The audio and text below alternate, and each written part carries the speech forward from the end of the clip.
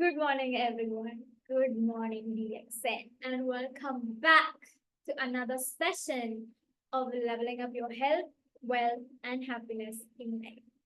So, today is our second episode of Gut Health series, and as we all know, our gut is home to a vast and complex community of microorganisms, often referred to as gut flora or the microbiome.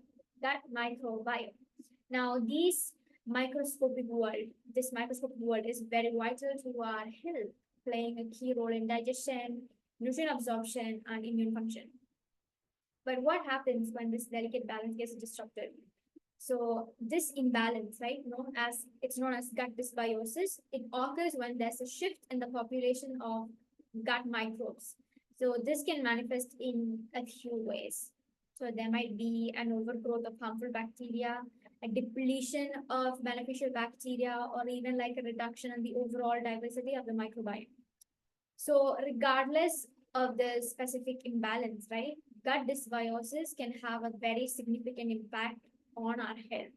So let's look at the causes of gut dysbiosis. Okay, there are like a variety of them. Factors like diet, antibiotic use, stress, certain medical conditions, they can all contribute to your imbalance happening in the gut. So a diet very high in processed food like sugar, they starve the beneficial bacteria, while antibiotics, they wipe out both good and bad bacteria. Now, chronic stress, they can also disrupt the gut microbiome, as can underlying digestive disorders.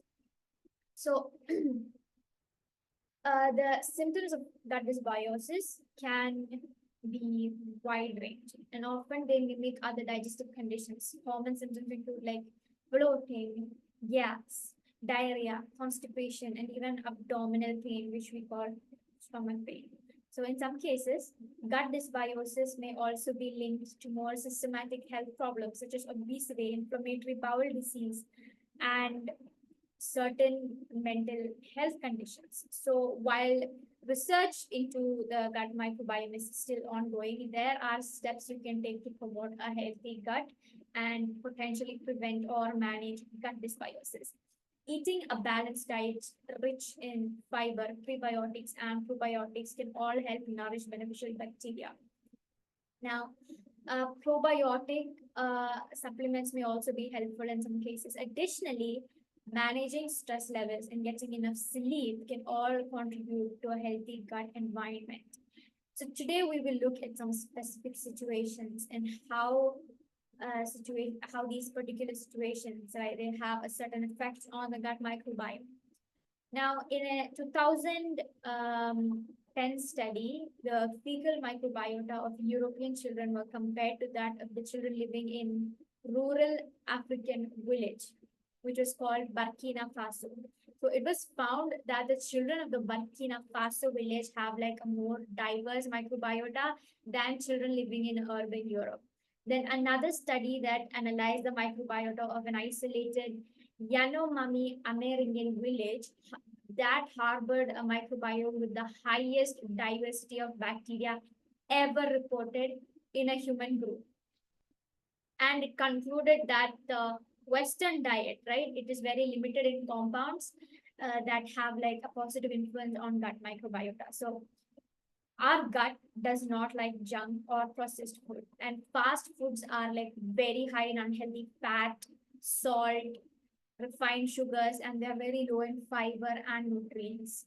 So they can all drastically reduce the good bacteria in the gut, which can all cause the pathogenic bacteria population to increase, triggering a host of health issues.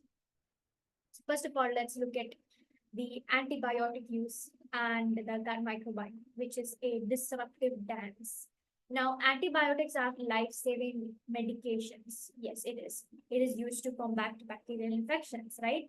But however, their effectiveness comes at a cost, a potential disruption to the gut microbiome, uh, which is our complex ecosystem of microbes residing in our intestines, right? So let's look deeper into how antibiotic use impacts this delicate balance. First of all, collateral damage, that is wiping out the good guys.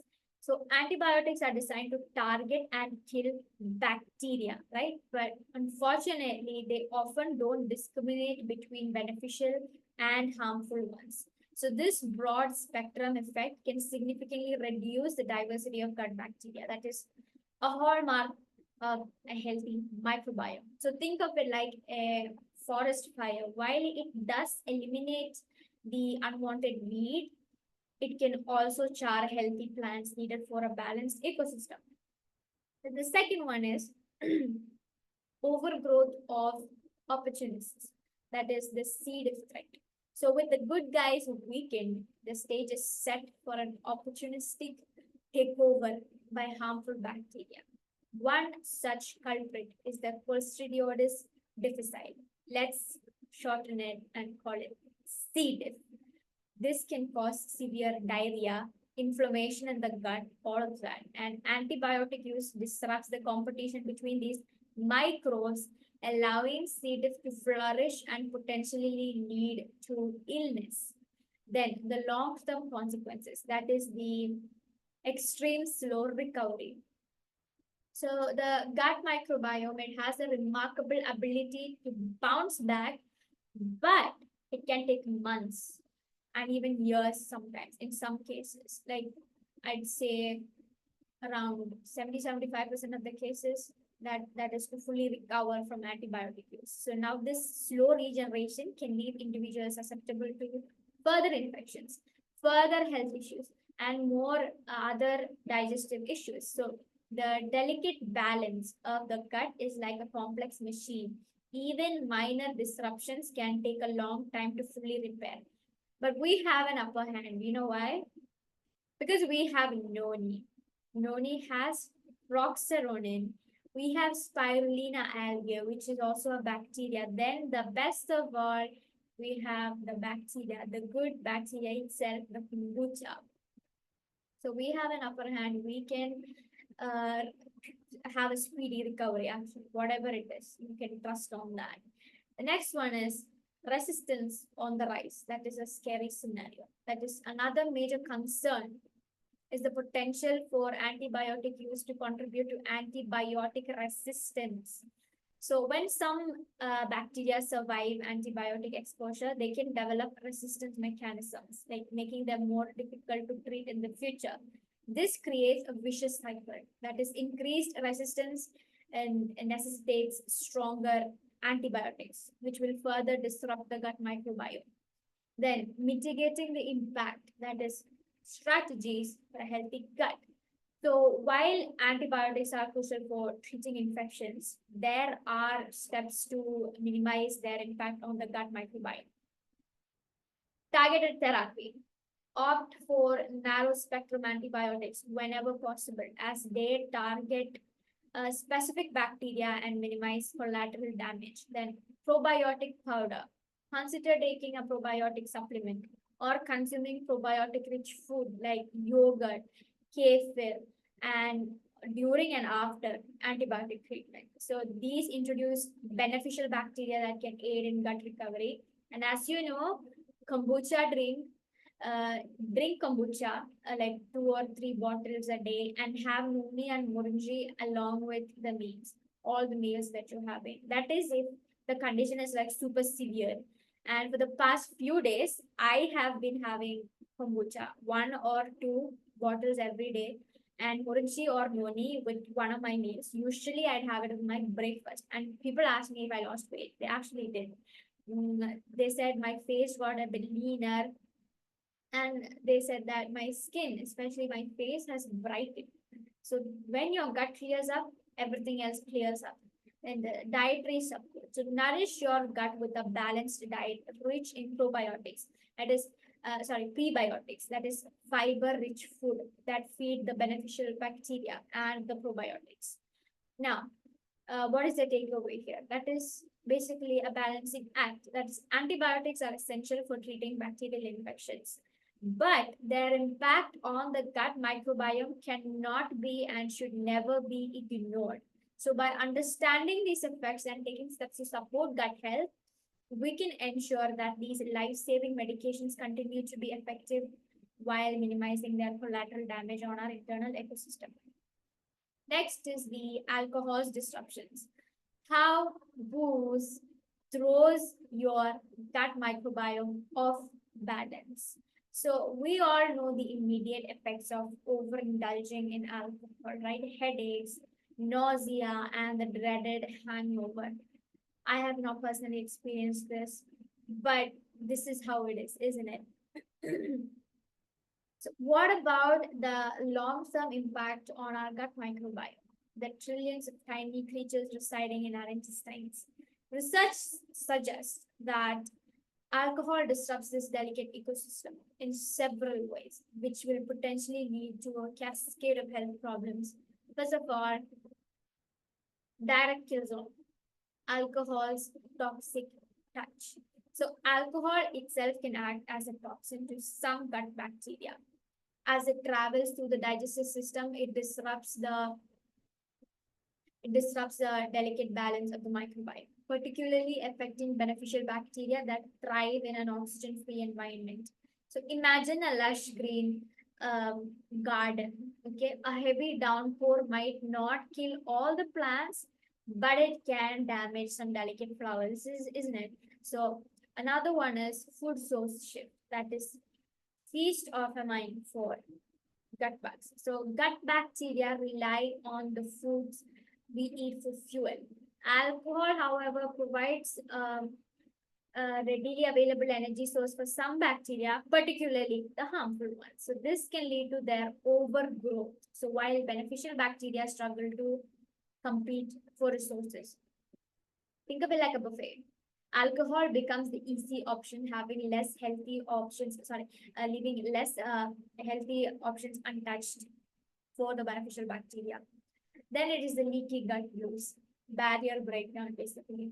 Now, chronic alcohol consumption can damage the intestinal lining, increasing the permeability. So, this allows harmful bacteria and their toxins to basically leak from the gut into the bloodstream, which will trigger inflammation and will eventually potentially contribute to various health problems. So, imagine a well maintained fence, okay, around a garden. Heavy storms can weaken the fence, allowing unwanted pests to enter, isn't it? Now, immune system will be on high alert. That is inflammation on the rise. So the influx of harmful bacteria and their toxins due to alcohol's impact can trigger an inflammatory response from the immune system. Now, this chronic inflammation can contribute to a variety of health issues, including fatty liver disease, um, digestive disorders, and even autoimmune diseases. So think of it like a constant alarm system going off. So the immune system is like basically overwhelmed, trying to fight off all these perceived threats. Next, which is the craving cycle, that is the gut-brain connection. So recent research suggests a fascinating link between the gut microbiome and brain function. So disruptions in the microbiome caused by alcohol may contribute to increased cravings for alcohol, which will create obviously a vicious cycle again. So the gut bacteria may be sending signals to the brain that influence desire for one more drink. That's why we call it an addiction, isn't it? So restoring the balance, mending the alcohols, mending the gut after the alcohol story. So while excessive alcohol consumption can wreak havoc on the gut microbiome, the good news is that it is possible to fully recover from it. It will take time. So here are some strategies. Time for tablets. That is, limiting alcohol intake is the most crucial step. Then probiotic power. Introduce beneficial bacteria through probiotic supplements or probiotic rich food. Again, yogurt, kefir, noni is literally the best for addictions. We know that. We've already discussed why it is in the last meeting. Now, fiber is your best friend, especially for your gut. A diet that is rich in fiber provides prebiotics, which nourish beneficial gut bacteria. Then manage stress. So chronic stress can further disrupt the gut. So relaxation techniques like yoga or meditation can help. So, by understanding the impact of alcohol on the gut microbiome and taking steps to promote its health, we can all support our overall well-being and potentially reduce the risk of alcohol-related health problems. If you have people who are addicted to alcohol who cannot stop the consumption, this is definitely something that we can recommend, especially noni. Noni is literally, what do you say, a god for getting out of um, a god juice for getting out of addictions, even for smoking. We'll come to smoking actually. So that is one thing. Now, yeah, now we're coming to smoking. That is smoking demise. How cigarettes disrupt your gut garden, basically. So cigarettes are notorious for their negative impact on lung health, right? But their harm extends far beyond the respiratory system. Smoking disrupts the delicate balance of the gut microbiome. The trillions of microbes residing in our intestines, it will all again lead to a cascade of potential health problems. So let's delve into the smoky demise caused by cigarettes on our gut garden. First of all, toxic trade, okay, a chemical assault on gut bacteria. Cigarettes, okay, a cigarette smoke is a cocktail of over 7,000 chemicals, many of which, not many, obviously 99% of which are harmful. So these toxins directly damage and kill gut bacteria, particularly the beneficial ones, which really has very important roles to play in digestion, nutrient absorption, and even immune function. We discussed like last meeting that and 95% of immunity lies in your gut. It lies in your intestines, in your gut, right over here. It's not anywhere else, it's in your gut. So imagine one's vibrant garden being sprayed with a potent weed killer. Both desirable plants and weeds are affected, right? So then we have gut lining, which is under attack. So smoking triggers low-grade inflammation throughout the body, including the gut. So this inflammation disrupts the intestinal lining, increasing its permeability. So think of the fence around your garden being weakened by constant fire. It becomes easier for unwanted pests and toxins to enter. Next is shifting the balance again. Opportunists take over. The weakened state of gut lining and the destruction of beneficial bacteria create an opportunity for harmful bacteria to flourish. Imagine weeds taking over a neglected garden. With the good plants gone, there's less competition for resources, allowing the weeds to dominate. What does that mean? The bad bacteria very happy and taking over the kingdom of our beautiful gut microbiome. Now, the loss of beneficial microbes. So, smoking not only reduces the overall population of gut bacteria, but also decreases its diversity. And a diverse gut microbiome is very important for a healthy gut ecosystem, isn't it? So, reduced diversity weakens the gut's ability to resist colonization by harmful pathogens and performs its vital functions. So imagine a garden with only a few type of plants. It's less resilient to pests and less efficient in terms of overall functions, isn't it? Now, increased risk of gut disorders. Now, a breeding ground for trouble. The disruption of the gut microbiome caused by smoking is linked to an increased risk of various gut disorders, including inflammatory bowel disease, or known as IBD. So, smoking can worsen symptoms of Crohn's disease and ulcerative colitis, okay, ulcers. So, smoking damages the stomach lining, making it more susceptible to ulcer. Irritable bowel syndrome, as we just said, IBS. Smoking can exacerbate symptoms of IBS, bloating, gas, diarrhea. Then let's look beyond the gut, the systematic health consequences. The disruption of the gut microbiome by smoking can also have wider health implications. Research suggests links to like increased risk of obesity. Gut bacteria plays a role in regulating metabolism. Weakened immune system again. A healthy gut microbiome is very essential for a robust immune response. Then we have a certain cancer, a, quite a lot of them is in smoking disrupts the gut environment, potentially increasing the risk of colon cancer, and lung cancer is like a given. You smoke, you get lung cancer as a bonus. So that's like nothing you can differentiate with. Now, quitting for your gut and of course for your lung. That is the path to recovery. The good news is that quitting smoking can help restore the gut microbiome within the lung, especially with the and you're gonna have a speedy recovery. First of all, quit the habit. Quit smoking. That is the single most important step. Then we have again the probiotic power. Introduce beneficial bacteria through probiotic supplements, probiotic rich food like yogurt, kefir. And for us, the DXN family, we have noni, we have kombucha, we have spirulina, we even have um, RDGL, and we have endless amounts of supplements coming up now. So we are out of nothing, isn't it? Now, fiber again is your best friend and your gut's best friend.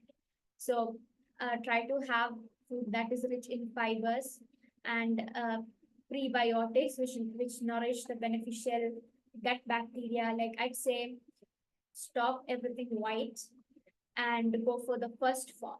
Like if you eat white rice, stop white rice and have red rice. Like for me, I stopped eating white rice around a year ago.